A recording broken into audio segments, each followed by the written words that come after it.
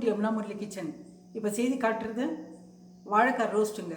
வாழைக்காய் ரோஸ்ட் எப்படி செய்யுதுன்னு சொல்லிட்டு செய்து காட்டுறேன் உங்களுக்கு.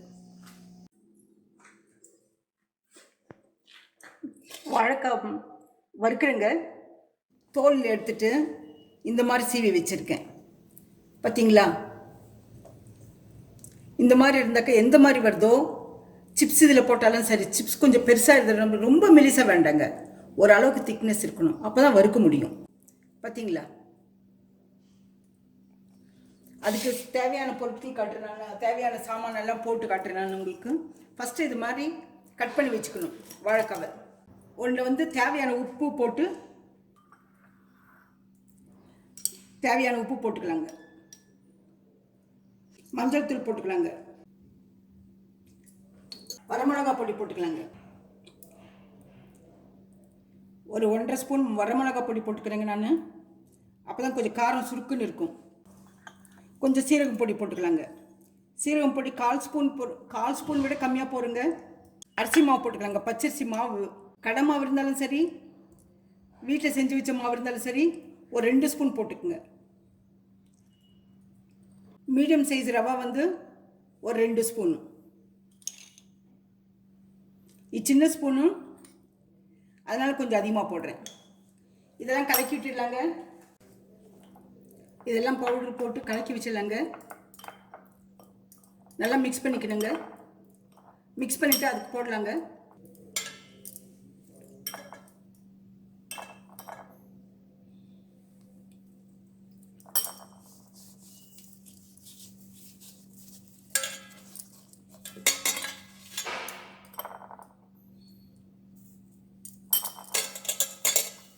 இதுக்கு தண்ணியே வேண்டாங்க, இது போட்டு மிக்ஸ் பண்ணி வச்சுக்கணுங்க. 2 பக்கமும் மிக்ஸ் பண்ணிக்கலாங்க. எல்லாத்தையும் போட்டாச்சுங்க. போட்டுட்டு இப்படி குலுக்கி விட்டுடுங்களேங்க. 1/2 hour ஊற போட்டுடுங்க. அவ்வளோதானுங்க. இப்போ மூடி எடுத்துட்டு ஒரு 20 நிமிஷம் கழிஞ்சு குலுக்கி விடுறேங்க. இந்த வாழைக்காயில் கொஞ்சமாக தண்ணி விடும். தண்ணி விடும்போது கணக்கு எப்படின்னாக்கா இந்த பவுடர் பூரா உறிஞ்சி எடுத்துக்கும். இது உறிஞ்சி எடுத்த பிறகு நம்ம வறுத்துடலாங்க. அதில் அந்த பொடி பூரா இழுத்துக்கும். திரும்பி மூடி வச்சிடலாங்க. அப்புறமா எடுத்து வறுத்துடலாங்க. இப்போ ஓப்பன் பண்ணி பார்க்கலாங்க. இப்போ வறுக்கலாம். ஒரு தோசைக்கல் வச்சுருக்கேன் நான். தோசைக்கல் வச்சுருக்கேங்க அடுப்பில். ஸ்டவ் ஆன் பண்ணி தோசைக்கல் வச்சுருக்கேன். ஸ்லோ பண்ணிக்கலாம். சும்மா கொஞ்சமாக ஒரு ஸ்பூன் எண்ணெய் ஊற்றுங்க. எண்ணெய் அதிகம் வேண்டாம். வாழைக்காவை போட்டு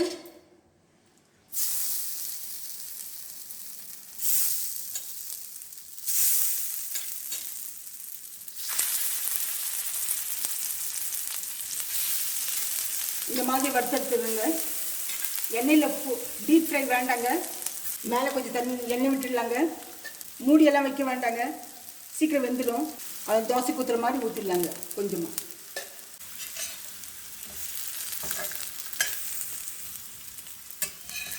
இந்த வாழைக்காய் சீக்கிரம் வேகிற காய். மாவு சத்து அதிகமாக இருக்குங்க இதில். இது ஜஸ்ட் ஃபார் டேஸ்ட்டுங்க. டேஸ்ட்டாக சாப்பிட்லாம், அவ்வளோதான். இதில் மருத்துவ குணம் நிறைய இருக்குங்க. நம்ம நிறைய சாமானை இந்த மாதிரி சாப்பிட்டா தான் உடம்புக்கு நல்லதுன்னு இருக்குது. இது டேஸ்ட்டாக சாப்பிட்றது. என்னதான் மருத்துவ குணம் இருந்தாலும் டேஸ்ட்டாக சாப்பிட்லாம், அவ்வளோதானுங்க. இப்போ சீரகம், குருமிளகு, இஞ்சி எல்லாம் கஷாயமாக சாப்பிட்றோம் நம்ம ஃபீவர் வரும்போது. இந்த மாதிரி ரோஸ்ட் பண்ணி எடுத்துலாங்க. இது ஊறப்படும்போது நமக்கு ஒரு 1/2 hour கொஞ்சம் விட்டோம்னா, மேரினேட் பண்ணி விட்டோம்னா, இந்த பவுடரெல்லாம் போட்டு அந்த பவுடர் உறிஞ்சுக்குங்க. கொஞ்சம் ஈரப்பதம் இருக்குது வாழைக்காயில், அது மொல்லமாக அது விடும்.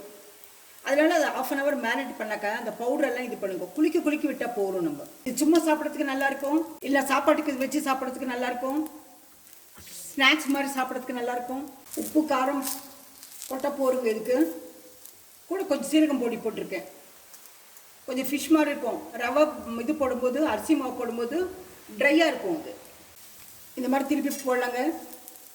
நல்லா ரோஸ்ட் ஆன பிறகு எடுத்துடலாங்க. இதே மாதிரி எல்லாம் அந்த ஊற வச்சுருக்கிறது பூரா எடுத்து வறுத்து வச்சிடலாங்க. நல்லா ரோஸ்ட் ஆகிருக்குங்க.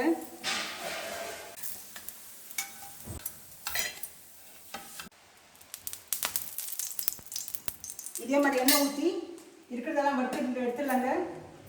ரவை போட்டுக்கிறது நல்லா ரோஸ்ட் ஆகிடுங்க. அதுக்கு தான் ரவை போடுறது. நான் 2 வாழைக்காய் போட்டிருக்கேன்.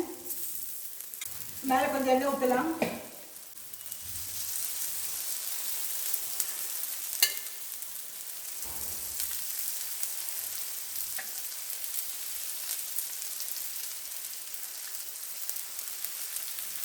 அதிக எண்ணெய் பிடிக்காதுங்க இதுக்கு. பாருங்க, இது வறுத்தாச்சுங்க. இது வந்து சும்மா சாப்பிட்லாம், சாப்பாட்டுக்கு வச்சு சாப்பிட்லாம், எப்படி வேணாலும் சாப்பிட்லாங்க. ஃபிஷ் மாதிரி நல்லா இருக்கும். ஆனால் ட்ரையாக இருக்கும், நல்லா ட்ரையாக இருக்கும்.